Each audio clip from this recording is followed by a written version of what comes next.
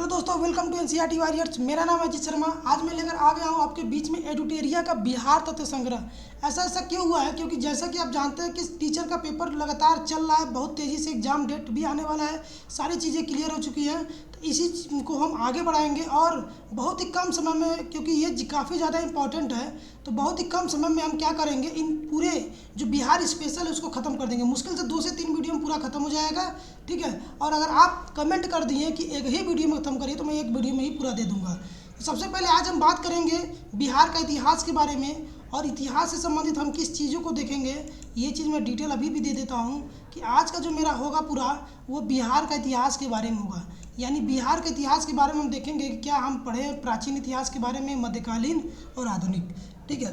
तो इन तीनों के बारे में प्राचीन में थोड़ा सा कम देखेंगे, लेकिन मध्यकालीन बिहार और आधुनिक बिहार को ज़्यादा देखेंगे, क्योंकि यहाँ से क्वेश्चन हर बार एग्जाम में, बीपीएससी में या फिर टीचर वाले पेपर में लगातार शिक्षक भर्ती में भी पूछे गए हैं, ठीक है। तो इन चीज़ों को हम देखेंगे। तो आइए इस चैप्टर को शुरू करते हैं। सबसे पहले अगर हम बिहार की बात करें तो सामान्य परिचय अगर हम देखें तो देखिए 12वीं सदी में बौद्ध विहारों की बहुलता के कारण यहाँ पे बौद्ध विहार, यानी जो भगवान बुद्ध थे वो इस क्षेत्र में बहुत ज़्यादा बार में आए थे, ठीक है। और बौद्ध अनुयायी थे, तो बौद्ध अनुयायियों के प्रार्थना स्थल को ही हम बिहार कहते हैं।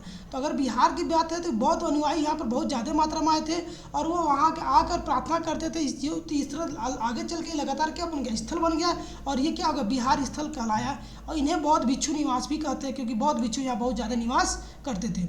इसके बाद ही आप देखेंगे कि भौगोलिक स्थिति अगर बिहार का देखा जाए, बिहार उत्तर पूर्व भारत में स्थित है, ठीक है। और ये देखिए 27 डिग्री 31 मिनट 15 सेकेंड उत्तरी अक्षांश पे है। सारी चीज़ें यहाँ पर, यहाँ देखिए दक्षिणी अक्षांश पे ये पूरा इसका विस्तार है।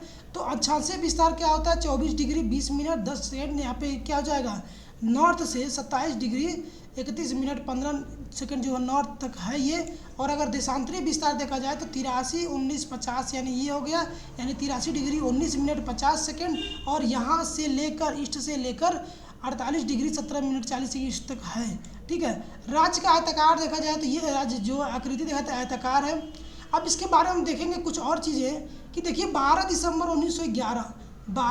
1911 को दिल्ली दरबार में एक पृथक बिहार संप्रांत बनाने की घोषणा की गई थी। सबसे पहले बिहार प्रांत बनाने की घोषणा, जो अलग बिहार बनाने की, वो 1911 में की गई थी, ठीक है। अब 1912 में क्या हुआ था, देखिए बिहार जो था उड़ीसा सहित यानी प्रांत की सूचना घोषणा हो गई थी। ये क्या था, सब कुछ बिहार उड़ीसा सब एक ही में थे, ठीक है। 1 अप्रैल 1912 को बिहार प्रांत का गठन हुआ, यानी कब, 1 अप्रैल 1912 को।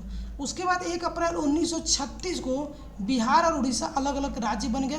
जैसा कि अगर आप जानते हैं कि यूपी भी जो है वो 1935 में बना था।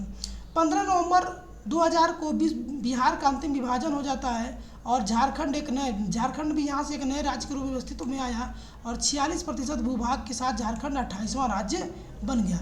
यानी पहले ये उड़ीसा से अलग हुआ, फिर बिहार के अंदर से झारखंड को अलग किया गया, तो 15 नवंबर 2000 को। तो ये चीज़ें भी क्लियर हो गई हैं, कई सारे क्वेश्चन। तो अब देखिए, अब बात करते हैं बिहार का स्थापना दिवस कब है, तो ये 22 मार्च को है। क्षेत्रफल क्या हो जाता है, 94,163 वर्ग किमी हो जाता है। भारत के कुल कितने क्षेत्रफल का है, तो देखिए भारत का कुल 2.86% का है। ये भारत का कुल वो 2.186% का है।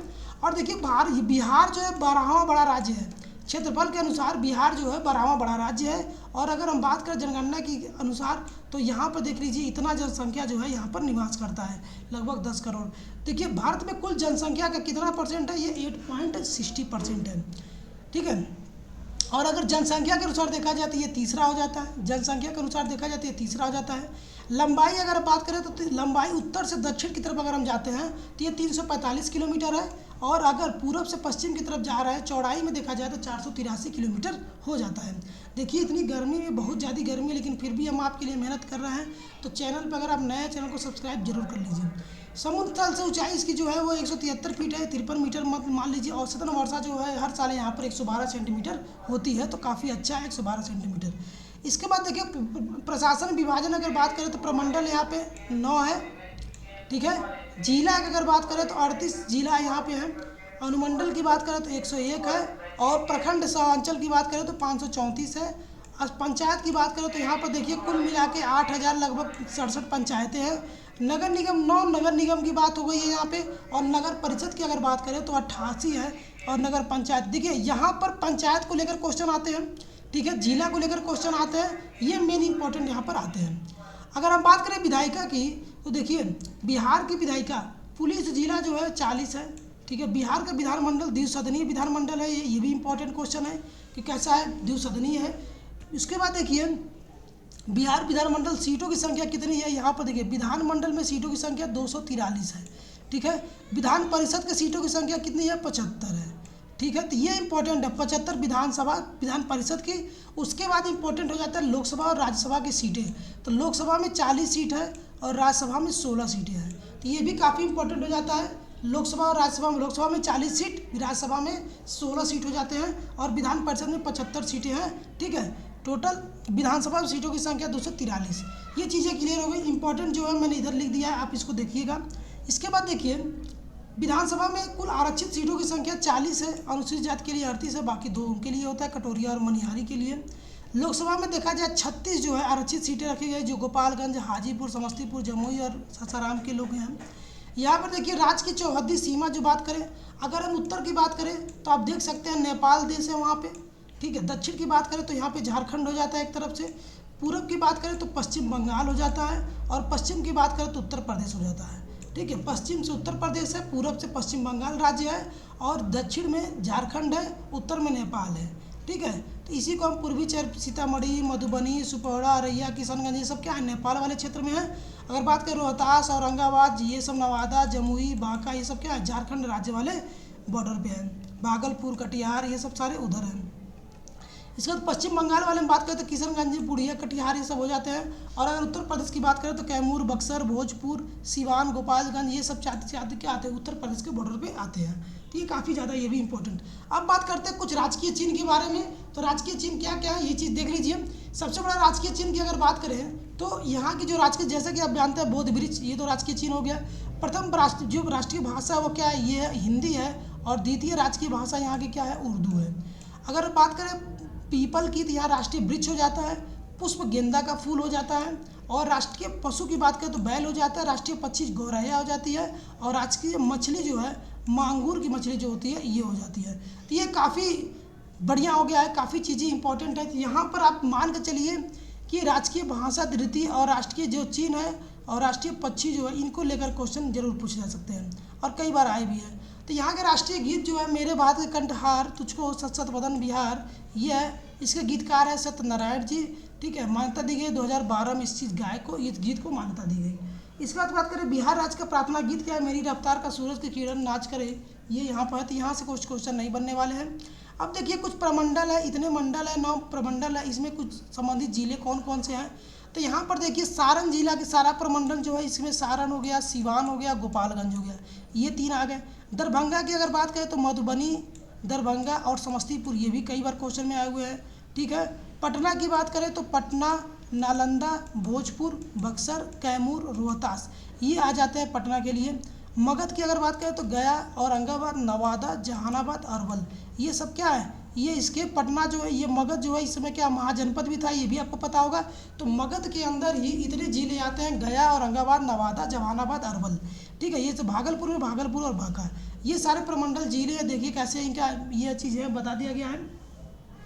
अब आते हैं हम इसके बिहार के बारे में, यहाँ के इतिहास के बारे में कुछ देखेंगे, क्योंकि इतिहास भी देखना बहुत ज़रूरी है, काफ़ी इंपॉर्टेंट ये हो जाता है। तो सबसे पहले हम प्राचीन बिहार की बात करेंगे। तो उनको मैंने पहले ही बता दिया कि हम उन्हीं चीज़ों पर टॉपिक पर चर्चा करेंगे जो काफ़ी ज़्यादा इंपॉर्टेंट है और आने वाले हैं। तो सबसे पहले कि हम अगर बात करें तो यहाँ पर आप देख सकते हैं कि प्राचीन बिहार में पाषाण, ये देखिए पाषाण काल, वैदिक काल, महाजनपद काल, मौर्य, गुप्त वंश, बौद्ध और जैन धर्म।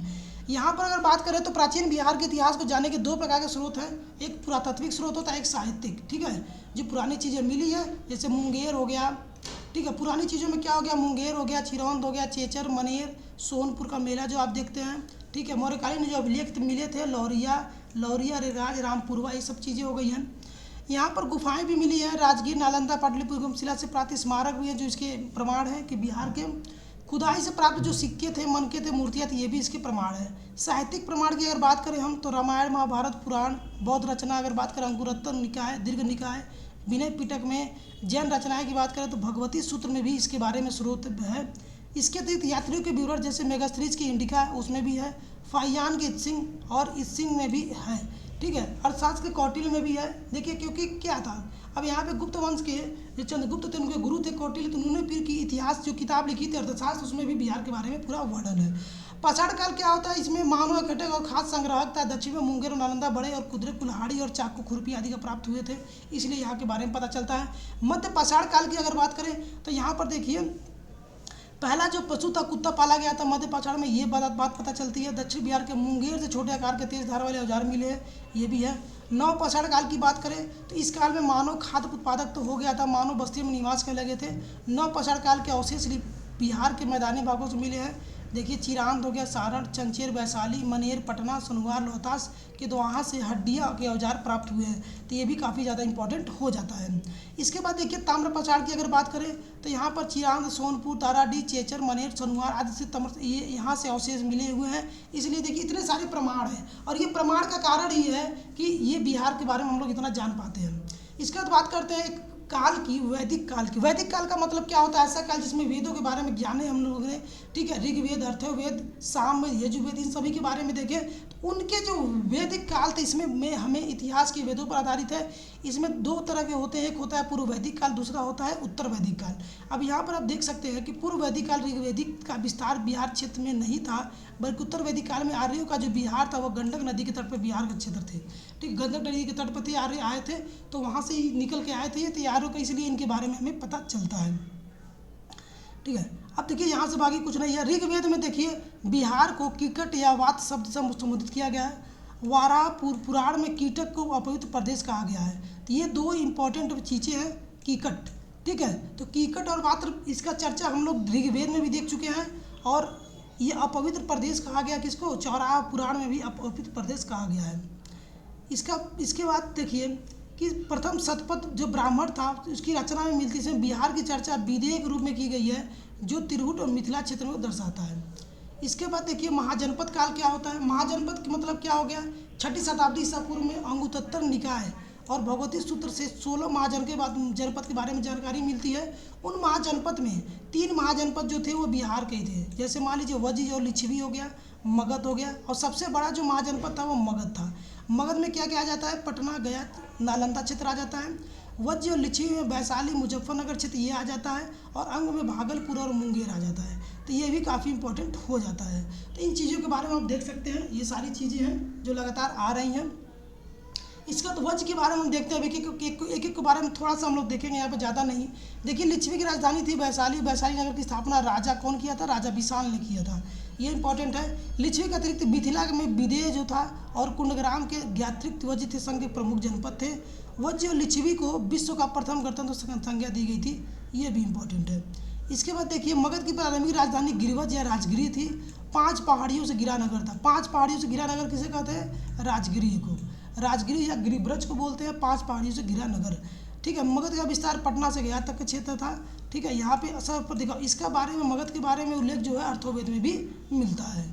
तो ये चीज़ हो गया। अंग महाजनपद के बारे में अगर देखें तो भागलपुर, मुंगेर, राजधानी चंपा थी, और यहाँ पर क्या था कि अंग के अंतिम शासक ब्रह्मदत्त को हराकर मगध शासक बिंदुसार ने, ठीक है, बिंबिसार ने क्या किया था, अंग पे मगध को मिला दिया था। तो ये इसलिए इसके प्रमाण यहाँ से मिलते हैं। अब हम बात करते हैं मगध का उत्कर्ष, उसके राजवंश। देखिए मगध की स्थापना जो है तो बृहदत्त ने की थी, मगध की। उसका जो बृहदत्त का जो पुत्र था जरासंध, इस वंश का सबसे प्रसिद्ध शासक था, इस मगध वंश का सबसे प्रसिद्ध शासक था। अब जरासंध को भीम ने द्वंद्व युद्ध में पराजित कर दिया। किस युद्ध में, द्वंद्व युद्ध में जरासंध को भीम ने पराजित किया था, उसका वध किया। इसका वर्णन भी महाभारत में मिलता है। मगध की जो प्रारंभिक राजधानी थी वो राजगिरी थी। 5 पहाड़ियों से घिरा क्षेत्र था ये। मगध उर्वर भूमि, नदियों की उपलब्धता और खनिज संसाधन की उपलब्धता के लिए अधिक फेमस था। और बृहदत्त वंश का अंतिम शासक कौन था, यहाँ पर रिपुंजय था। इसके बाद हर्यक वंश की शुरुआत हो जाती है। यहाँ पर देखिए इसकी जो हर्यक वंश की जो स्थापना था बिंबिसार ने किया था। बिंबिसार को इसी का ही, मगध का ही वास्तविक शासक माना जाता है, क्योंकि वहाँ विवाह नीति भी वो लाया था। उसकी जो पत्नी थी कौशल देवी, ठीक है, कौशल की राजकुमारी थी, उसके क्षेत्र प्राप्त हुआ था। उसके बाद दूसरी पत्नी चेल्लना थी किसकी, बिंबिसार की, और चेल्लना लिच्छवी के राजा चेटक की पुत्री थी। देखिए राज्य विस्तार के लिए शादी करते थे। उसकी तीसरी पत्नी जो थी वो क्षेमा थी, जो पंजाब के मंद की राजकुमारी थी, ठीक है। तो यहाँ पर हो गया इसके बाद देखिए क्या था कि बिंबिसार ने चंड प्रबोध के उपचार के लिए राजा किसको, जीवक को भेजा था। बिंबिसार की हत्या 492 में हुई थी, अजातशत्रु ने कर दी थी। अब देखिए ये इंपॉर्टेंट है, बिंबिसार की हत्या किसने की थी, 492 में उसके पुत्र, उसी के पुत्र ने इसकी हत्या कर थी की थी। ठीक है, अब अजातशत्रु क्या होता है, जैसे बिंबिसार के बाद हर्यक वंश का अगला शासक कौन बनता है, अजातशत्रु बनता है, जिसका वास्तविक नाम कुड़िक था। ये भी कई बार एग्जाम में आता है। तो यहाँ से आप चीज़ें देख लीजिए कि हर्यक वंश की शुरुआत बिंबिसार से होता है। ठीक है, और इनके जो बिंबिसार का लड़का था जिसका नाम अजातशत्रु था, उसने उसे मार दिया और बाद में क्या हो जाता है, अजातशत्रु वहीं के मेन अगला शासक बन जाता है। तो बिंबिसार और कौशल देवी की मृत्यु के बाद कौशल के राजा प्रसेनजीत ने काशी वापस ले लिया, जिस कारण प्रसेनजीत की संगत अजातशत्रु से हुई। अंततः में क्या हुआ, अजातशत्रु ने प्रसेनजीत को पराजित कर काशी पर भी अधिकार कर लिया धीरे धीरे। बाद में अजातशत्रु का विवाह जो हो गया प्रसेनजीत की पुत्री वाजिरा से हो गया। अब देखिए अजातशत्रु के वडजी संघ का मल्लों को पराजित कर दिया, जो देवरिया क्षेत्र है आजकल का। अजातशत्रु प्रारंभ में जैन धर्म का मानता था, बाद में उसने बौद्ध धर्म को अपना लिया। ये भी इंपॉर्टेंट है, बाद में किस धर्म को अपनाया, बौद्ध धर्म को अपना लिया। यहाँ पर देखिए अजातशत्रु ने गुप्त प्रथम बौद्ध संगीति कराई थी राजगृह में। उसके बाद देखिए सिंह अनुसका उदयन ने अपने पिता अजातशत्रु की हत्या कर दी, और जब उदयन ने हत्या करता है तो उदयन राजा बन जाता है, और उधर अपनी राजधानी राजगृह से हटाकर पाटलिपुत्र कर दिया। तो उदयन ने क्या किया, राजगृह से हटाकर पाटलिपुत्र कर दिया। उसके बाद उदयन के 3 पुत्र थे, अनिरुद्ध, मुंडक और नागदशक। नागदशक इस वंश का अंतिम शासक रह गया। इसके बाद शुरुआत होता है शिशुनाग वंश का। शिशुनाग वंश में भी मेन चीज़ें हम देखेंगे। इसकी स्थापना किसने की थी, हर्यंश वंश की जगह शिशुनाग वंश की स्थापना होती है, शिशुनाग ने की थी। शिशुनाग ने वैशाली को राजधानी बनाया था, इसने राजधानी जो था वैशाली को बनाया था, और उन लोगों ने किसको बनाया था, पाटलिपुत्र लास्ट में बना, पहले राजगृह था। इसके बाद देखिए इसके अतिरिक्त शिशुनाग ने वत्स और कौशाम्बी को भी मगध का शामिल कर लिया था। देखिए सारी चीज़ें एकदम ऐसे ही चल रही हैं। कालाशोक के समय मगध की राजधानी पुनः पाटलिपुत्र हो गई थी। ये सारी चीज़ें, कालाशोक की मृत्यु के बाद उसके 10 पुत्रों ने चलाया। शिशुनाग का अंतिम वंश क्या था, नंदीवर्धन था। अब नंद वंश की शुरुआत हो जाती है। इसमें ज़्यादा इंपॉर्टेंट नहीं, बस एक इंपॉर्टेंट है कि पाली ग्रंथों में महापद्मनाभ को उग्रसेन कहा गया, और पुराणों में उसे परशुराम या दूसरा अवतार कहा गया था। एक यही चीज़ ज़्यादा इंपॉर्टेंट इसमें आ जाता है। इसके बाद देखिए इसके इस शासक की, जिसका जो अंतिम शासक थे घनानंद थे। घनानंद ने यूनानी से सिकंदर ने भारत पर आक्रमण किया था। ठीक है, और व्यास नदी के किनारे। अब देखिए इसके बाद देखते हैं मौर्य वंश। देखिए मौर्य वंश के क्या बारे में जानते हैं, तो चंद्रगुप्त मौर्य आ जाते हैं। ठीक है, जस्टिन स्टेब्रो ने चंद्रगुप्त को सेंट्रोटस कहा, जिसकी पुष्टि जोन्स ने की थी। इसके बाद देखिए इसके गुरु जो थे चाणक्य कौटिल्य थे, उनकी सहायता चंद्रगुप्त ने 321 में वंश की स्थापना की थी। इसके बाद देखिए सेल्यूकस के चंद्रगुप्त मौर्य के दरबार में राजदूत आया था, मेगस्थनीज आया था। मेगस्थनीज ने इंडिका की रचना की थी। सारी चीज़ें देखिए एग्जाम में आने वाली वही चीज़ें मैं बता रहा हूँ, फालतू चीज़ें कोई नहीं बता रहा हूँ। इसके बाद आए थे इनके लड़के बिंदुसार। ठीक है, बिंदुसार चंद्रगुप्त मौर्य का उत्तराधिकारी था। उसने अमित्रघात और सिंहसेन आदि नाम भी बोलते हैं। अमित्रघात और सिंहसेन भी बोला जाता है इसको। स्टेबो के अनुसार सीरिया के राजा एंटियोलस और डेमेकर नामक राजदूत को बिंदुसार के भेजा था। बिंदुसार के दरबार में मिस्र के राजा यानी टॉलेमी और डायनोसिस भी आए थे। बिंदुसार तक्षशिला में विद्रोह को दबाने के लिए अपने पुत्र अशोक को भेजा था। बिंदुसार आजीवक संप्रदाय का अनुयायी था। अब हम बात करते हैं अशोक के बारे में। तो अशोक की मृत्यु के 4 वर्षों बाद अशोक मौर्य वंश की गद्दी पर बैठा था। इसके पूर्वज उज्जैन के राज्यपाल था। पुराणों में अशोक को अशोकवर्धन कहा गया है। मस्की और गुज्जी में अभिलेख में उसे अशोक कहा गया है। ठीक है, अब देखिए अपने शासन में 9 वर्ष में कलिंग युद्ध किया और कलिंग के साथ मगध को सम्मिलित कर लिया, और भारत के 13वें शिलालेख में कलिंग युद्ध का वर्णन है। तो ये क्वेश्चन भी बहुत बार आया हुआ है, किस शिलालेख में वर्णन है इसका। देखिए दिव्य अवदान के अनुसार उपगुप्त में था। ये देखिए 9वें वर्ष में कलिंग का युद्ध किया था। 10वें वर्ष में बोधगया की यात्रा इसने किया। 12 वर्ष में सिंगाली राज की यात्रा किया। 13वें में धम्म की शिलालेखों में ये किया। ये सारी चीज़ें यहाँ पर क्लियर हो गई हैं। बौद्ध धर्म को अब आगे हम देखेंगे यहाँ पे बौद्ध धर्म। तो अभी वीडियो बड़ा हो जाएगा, इसलिए वीडियो को मैं यही रख रहा हूँ। गर्मी बहुत ज़्यादा है, आगे हम बौद्ध धर्म आगे इसकी शुरुआत यहाँ पर करने वाले हैं।